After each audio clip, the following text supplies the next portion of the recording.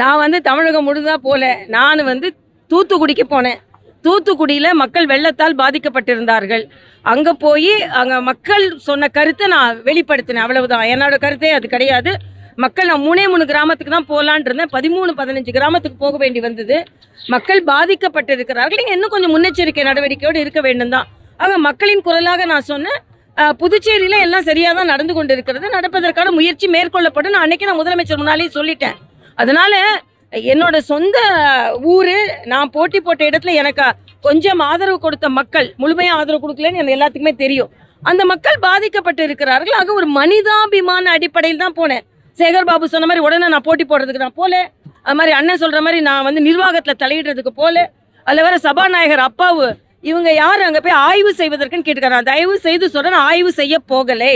நான் என் சகோதர சகோதரிகளின் துன்பத்தில் பங்கெடுத்து கொள்ள ஆறுதலுக்காக போனேன், ஆய்வுக்காக போகவில்லை என்பதை அப்பாவு புரிந்து கொள்ள வேண்டும்.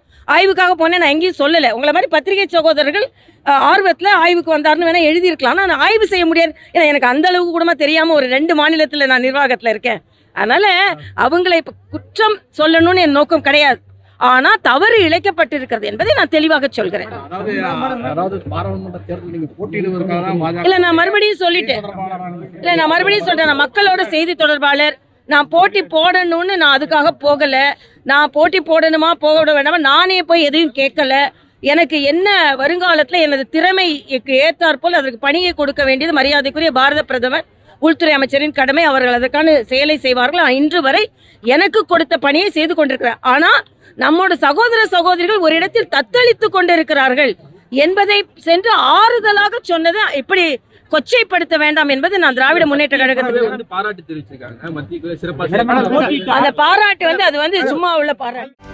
செய்திகளை உடனுக்குடனும் துல்லியமாகவும் தெரிந்து கொள்ள சப்ஸ்கிரைப் பண்ணுங்க.